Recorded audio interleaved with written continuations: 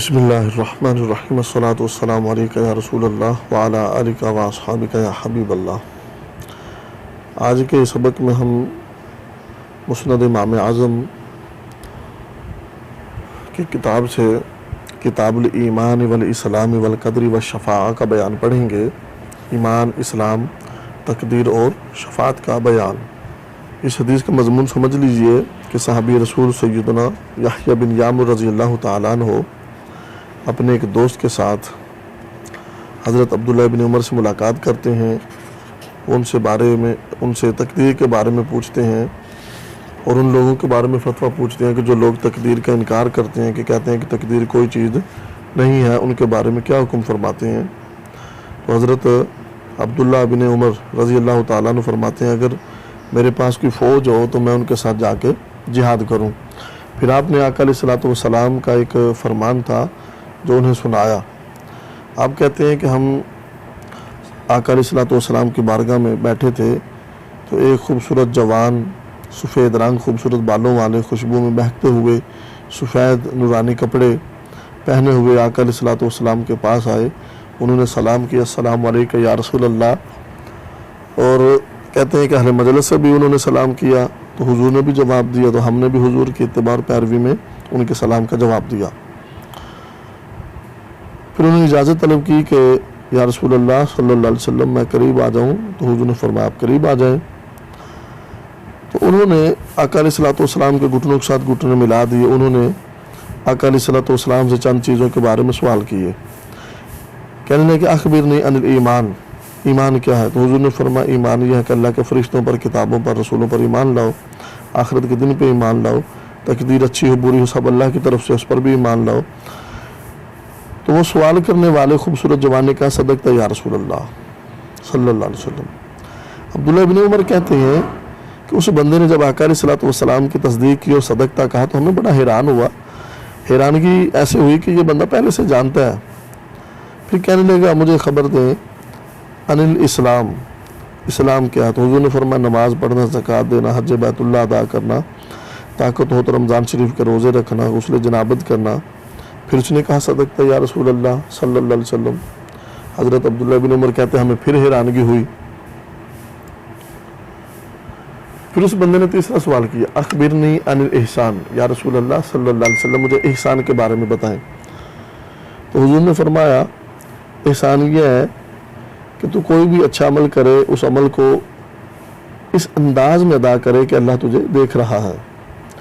اگر ایسا نہ ہو تو کم از کم اتنا خیال کر کہ تیرا رب تجھے دیکھ رہا ہے۔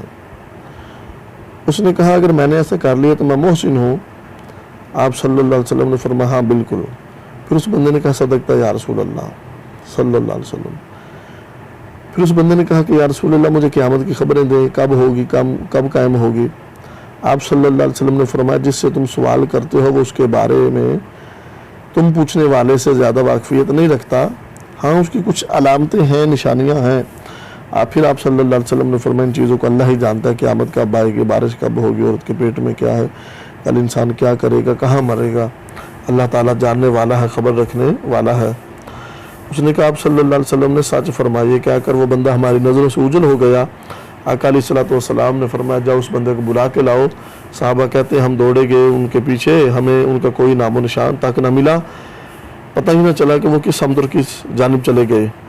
جب ہم نے آقا علیہ الصلوۃ والسلام کی بارگاہ میں حاضر ہو کے عرض کی یا رسول اللہ ہم انہیں ڈھونڈ نہ سکے، تو حضور نے فرمایا کہ یہ جبرائیل امی علیہ الصلوۃ والسلام تھے، تمہیں دینی احکام سکھانے آئے تھے۔ حضور نے فرمایا جب بھی جبرائیل میرے پاس حاضر خدمت ہوتا ہے تو میں جبرائیل کو پہچان لیتا ہوں، لیکن اس شکل و صورت میں میں پہچان نہ سکا۔ ایمان اور اسلام اگرچہ شرع میں، عرف میں ایمان اور اسلام مترادف ہیں لیکن اصطلاحی معنی میں متحد ہیں۔ ایمان کے عقائد پر اسلام پر اطلاق کیا جاتا ہے، اسی طرح اسلام کا ارکان پر ایمان لانا بھی واجب ہے۔ یہی وجہ ہے کہ ایمان اور اسلام ایک دوسرے کے معنی پر بھی بولے جاتے ہیں اور الگ الگ معنی پر بھی بولے جاتے ہیں۔ ایمان کے شرعی معنی الایمان ہوا تصدیق بما جاء بہ النبی صلی اللہ علیہ وسلم، نبی پاک صلی اللہ علیہ وسلم پر جو شرعی احکامات حضور لے کے آئے ان کی تصدیق، ان کو ماننا ایمان ہے۔ نبی پاک صلی اللہ علیہ وسلم پر ہی پکا اعتماد کرنا، یہ کیا ہے؟ ایمان ہے۔ اس حدیث کا مفہوم یہ ہے کہ ایمان اور اسلام ایک ہی چیز کے دو نام ہیں۔ ایک معنی کو کبھی ایمان سے کبھی اسلام سے تعبیر کرتے ہیں، دونوں کا ایک دوسرے سے بڑا ہی مضبوط اور گہرا تعلق بھی ہے۔ اسلام ایمان کے بغیر درست نہیں اور ایمان اسلام کے بغیر کامل نہیں۔ بعض اوقات ایمان اور اسلام میں فرق اس طرح بھی بیان کرتے ہیں کہ ایمان باطنی عقیدے کی ترجمانی رہنمائی کرتا ہے اور اسلام ظاہری عمل کی، اور اس حدیث میں ایمان اور اسلام کے جدا جدا معنی بیان کیے گئے، جیسے قرآن پاک میں آیا ہے قالت الاعراب آمنا قل لم تؤمنوا ولكن قولوا اسلمنا۔ یہ فرق ہمیشہ رکھا جائے گا۔ اس حدیث کو ام الاحادیث بھی کہا جاتا ہے، اور حدیث مذکور جو ہے یہ جڑ ہے اور باقی احادیث اس کی شاخیں ہیں، تو معلوم ہوا دین کی بنیاد تین چیزوں پر ہے۔ نمبر 1 فقہ جو ظاہری اعمال کا نام ہے، نمبر 2 کلام جو باطنی امور اور عقائد کا نام ہے، نمبر 3 تصوف جو اخلاص اور احسان کا دوسرا نام ہے۔ آپ صلی اللہ علیہ وسلم نے احسان کے بارے میں فرمایا اللہ کی عبادت ایسے کریں، ایسے عاجزی اور انکساری کے ساتھ کریں کہ آپ کا رب آپ کو دیکھ رہا ہے۔ اہل حق کے دو مذہب ہیں، محدثین اور متکلمین۔ محدثین یہ لوگ عقائد میں امام احمد کے متبع ہیں، متکلمین کے دو گروہ ہیں، اشاعرہ اور ماتریدیہ۔ اشاعرہ یہ لوگ امام مالک کے، امام شافعی کے جو منقول عقائد ہیں ان کی پیروی کرتے ہیں، اور ابو الحسن اشعری رضی اللہ تعالیٰ عنہ یہ اس جماعت کے امام ہیں۔ نمبر 2 ماتریدیہ۔ جمہور متکلمین امام اعظم ابو حنیفہ کے نزدیک ایمان بسیط ہے، یعنی دلی تصدیق کا نام ہے، اور ابو منصور ماتریدی رضی اللہ تعالیٰ عنہ یہ امام ہے اور یہ امام طحاوی کے ہم اثر ہیں۔ اہل باطل کے بہت سے فرقے گزرے ہیں اور بہت سے آئیں گے بھی، جن میں جہمیہ ہے، یہ لوگ ان کا غلط عقیدہ تھا کہ معرفت قلبی کا نام ہی صرف ایمان ہے، صرف دل سے مان لینے کا ہی نام ایمان ہے۔ مرجیہ یہ لوگ کہتے تھے ایمان کے لیے فقط تصدیق قلبی کافی، عمل کرنے کی ضرورت ہی نہیں ہے۔ بہت سے لوگ آج بھی ہیں جو کہتے ہیں جی بس آپ نے اسلام قبول کر لیا تو آپ کی نماز بھی قائم ہے، ہر چیز قائم ہے جی، اور اکثر لوگ کہتے ہیں کہ آپ کی نماز 5 ویلے کی، ہماری ہر ویلے کی۔ اس کے بعد ہے جی کرامیہ، یہ ان کے نزدیک صرف زبانی اقرار ایمان کے لیے کافی، دلی تصدیق اور اعمال کی ضرورت نہیں۔ معتزلہ ان کے نزدیک ایمان 3 چیزوں سے مرکب ہے، دلی تصدیق، زبانی اقرار اور اعضاء سے عمل کرنا۔ ان میں سے کسی ایک کے ترک کرنے سے بھی ایمان سے بندہ خارج ہو جائے گا مگر کفر میں داخل نہیں ہوگا۔ 5ویں نمبر پہ خوارج ہیں، یہ بھی معتزلہ کی طرح ہیں، ان کے نزدیک صرف اتنا فرق ہے کہ ایک جز کے ترک کر دینے سے ایمان سے خارج ہو جائے گا، کفر میں داخل نہیں ہوگا۔ قدر کے بارے میں پوچھا، قدر کیا ہے؟ قدر کے معنی اندازہ ہے۔ قد جعل اللہ لکل شیء قدرا، اللہ تعالیٰ نے قیامت تک کے لیے ہونے والی اشیاء کی ایک حد اور ایک اندازہ شروع سے مقرر کیا، ان کو لکھ دینے کا نام تقدیر کہا جاتا ہے، قدر کہا جاتا ہے۔ پھر اشیاء عالم کو اندازے کے مطابق تدریجاً پیدا کرنے کا نام قضا ہے، پہلے تقدیر ہے پھر قضا ہے۔ قدر کے بارے میں 2 مذہب ہیں، قدریہ۔ صحابہ کرام کے آخری زمانہ میں ایک فرقہ قدریہ ظاہر ہوا جو قدر اور قضا کا منکر تھا۔ ان کا عقیدہ یہ تھا قدر اور قضا کچھ نہیں بلکہ بندہ خود مختار مطلق ہے اور اپنے افعال کا خود خالق ہے، کوئی چیز پہلے سے مقدر نہیں۔ یہ عقیدہ رکھنے والے دائرہ اسلام سے خارج تو نہیں لیکن بدعتی ضرور ہیں۔ نمبر 2 مذاہب اہل حق۔ بندہ جو کچھ کرتا ہے، اچھا کرے برا کرے، ایمان کفر سب خدا کی تقدیر ہے اور وہی اس کا خالق ہے۔ کائنات میں جو کچھ بھی ہو رہا ہے اسی کے ارادے سے ہو رہا ہے۔ اس حدیث پاک میں آقا علیہ الصلوۃ والسلام نے فرمایا مل مسئول عنہا بعالم من السائل، اس میں اس حقیقت کی طرف اشارہ ہے کہ اس کے جواب میں میری اور تمہاری تخصیص نہیں، کسی شخص کو اس کا علم نہیں دیا گیا، اس کے وقت کا علم فقط اللہ ہی کو ہے۔ اسی طرح یہ سوال عیسیٰ علیہ الصلوۃ والسلام نے جبرائیل علیہ الصلوۃ والسلام سے قیامت کے وقت کے تعین کے بارے میں پوچھا۔ جبرائیل نے عرض کیا تھا مل مسئول عنہا بعالم من السائل، انہوں نے یہ جواب دیا تھا کہ جب جبرائیل علیہ الصلوۃ والسلام نے آقا علیہ الصلوۃ والسلام کی بارگاہ میں یہی سوال کیا تو حضور نے حضرت جبرائیل کے دہرائے ہوئے اور حضرت عیسیٰ کو جواب میں دیے ہوئے الفاظ دہرا دیے۔ فرمایا جب تم جبرائیل حضرت عیسیٰ علیہ الصلوۃ والسلام سے ایسے کہتے ہو تو پھر یہی جواب تمہارے لیے ہے۔ اخبرنی عن الاسلام، اسلام کے بارے میں پوچھا۔ اسلام کی تاریخ میں 4 قسم کی عبادتیں ہیں، صلاۃ ہے، زکوٰۃ ہے، روزہ ہے، حج ہے۔ اللہ تعالیٰ کی صفتیں 2 قسم کی ہیں، ایک ہے جمالی، ایک ہے جلالی۔ جمالی کا تقاضا انس اور محبت ہے، جلالی کا تقاضا غیظ ہے، قہر ہے، انتقام ہے۔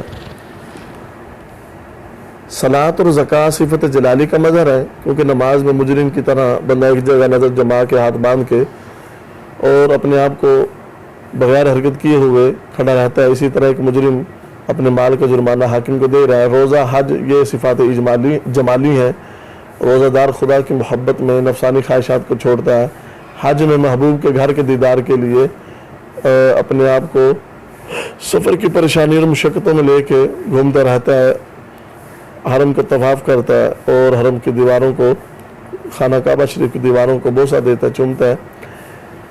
حضرت عبداللہ ابن عمر کہتے ہیں فعجبنا لہ، ہم اس کی تصدیق پہ حیران ہوتے رہے کہ اس بندے کے کپڑے اتنے صاف ستھرے تھے، اس پر سفر کی کوئی علامت نہیں تھی، تو ایسے لگتا تھا یہ بندہ کوئی قریب کا ہے۔ پھر بلا تکلف وہ بندہ آقا علیہ الصلوۃ والسلام سے زانو ملا کر بھی بیٹھ گیا۔ ہم میں سے کوئی اسے جانتا نہیں تھا، جیسے کہ دور کا اعرابی ہو، کہیں دور قبیلے سے آیا ہو، پھر آپ صلی اللہ علیہ وسلم سے سوال کا جواب ملنے پر صدقتا کہا تو ہمیں اس کے اس فعل پر تعجب ہوا۔ والیوم الاخر، اس دنیاوی زندگی کے ختم ہونے کے بعد ایک آخرت کی زندگی ہے، جب انسان دوبارہ اٹھایا جائے گا، حساب ہوگا، جنت اور دوزخ پر سب کا یقین ہے، کیونکہ دنیا میں بہت سے لوگ اچھے کام کرتے ہیں، ان کو کوئی جزا نہیں ملتی، بہت لوگ برے کام کرتے ہیں مگر ان کو کوئی سزا نہیں ملتی۔ اس وجہ سے ایک اور جہان ہونا چاہیے جہاں پر پوری جزا و سزا ملے، ورنہ اللہ تعالیٰ پر ظلم و ناانصافی کا الزام ہوگا، عیاذ باللہ۔ تو اس حدیث کے ذیل میں ہم نے ایمان کے بارے میں، اسلام کے بارے میں، قدر کے بارے میں، احسان کے بارے میں بہت سی چیزیں پڑھیں۔ مخلوق سے علوم خمسہ کی نفی کا مطلب، اس کے بارے میں جو تحقیق ہے وہ یہی ہے، فرشتے، انبیاء، خصوصاً سیدنا محمد رسول اللہ آقا دو جہاں صلی اللہ علیہ وسلم کے لیے ان 5 چیزوں میں سے 4 چیزوں کا علم ثابت بھی ہے اور آپ سے یہ واقع بھی ہوا ہے۔ آپ کے لیے علم قیامت کا ثبوت آگے آئے گا۔ بغیر تعلیم کے اور بغیر کسی واسطے کے ان 5 چیزوں کا علم اللہ عز و جل کے ساتھ خاص ہے، اور جن احادیث میں مخلوق سے ان 5 چیزوں کی نفی کی گئی ہے نا، ان کا یہی مطلب ہے، اور جن احادیث میں ان 5 چیزوں کو مفاتیح الغیب فرمایا ہے، مفاتیح الغیب سے مراد 5 چیزوں کا علم کلی ہو، اور کون کہاں پیدا ہوگا، کہاں فوت ہوگا، قیامت تک ہونے والی بارشوں کا علم، انسان، حیوان، چرند پرند، ماں کے پیٹ میں کیا ہے، تو یہ ایک ایسا علم محیط ہے صرف اللہ عز و جل کو ہے، اور یہ علم مخلوق میں سے کسی کو نہیں دیا گیا۔ نبی پاک صلی اللہ علیہ وسلم نے فرمایا مجھے ان چیزوں کے بارے میں، مجھے ان 5 چیزوں کے سوا ہر چیز کی چابیاں دی گئی ہیں۔ اس طرح حضرت ابن مسعود رضی اللہ تعالیٰ عنہ جو فرمایا 5 چیزوں کے سوا تمہارے نبی کو ہر چیز دی گئی، اس کا یہی مطلب ہے ان 5 چیزوں کی چابیوں سے، یعنی ان 5 چیزوں کے علم کلی سے بعض جزئیات کے علم مخلوق کو بھی عطا کیا گیا ہے۔ بارش ہے، کہاں آئے گی، کب آئے گی، تو اس کا علم بھی آپ کو دیا گیا۔ ماں کے رحموں کا علم، یہ بھی اللہ نے بھی قرآن مجید کے اندر اس کا ذکر فرمایا ہے۔ مرنے کی جگہ کا علم، حضرت یوسف علیہ السلام نے اپنے قیدی ساتھی سے فرمایا تھا کہ تمہیں سولی دی جائے گی، اس کا معنی یہ تھا آپ نے بتا دیا کہ تمہیں پھانسی کے تختے پر موت آئے گی، جبکہ حضرت یوسف علیہ السلام کو اس کے مرنے کا علم تھا۔ حضرت اسرائیل علیہ السلام روح قبض کرتے ہیں، سو ان کو علم ہوتا ہے انہوں نے کس شخص کی روح کس جگہ قبض کرنی ہے۔ تو یہ وہ چیزیں ہیں کہ حضرت یوسف علیہ السلام بھی ان کے بارے میں جانتے ہیں، حضرت اسرائیل بھی جانتے ہیں، اور آقا علیہ السلام کا مقام و مرتبہ حضرت اسرائیل علیہ السلام سے کتنا ہی زیادہ ہے۔ ہر کام کے اندر حکمت ہوتی ہے۔ نبی پاک صلی اللہ علیہ وسلم کو وقوع قیامت کے وقت کو مخفی رکھنے کا حکم دیا گیا ہے اور اس وقت کو ظاہر نہ کرنے کا حکم دیا گیا ہے۔ آج کے سبق میں صرف اتنا ہی کافی ہے۔ اللہ عز و جل ہم سب کو صحیح معنوں میں دین پر عمل کی توفیق عطا فرمائے، آمین۔ وما علینا الا البلاغ المبین۔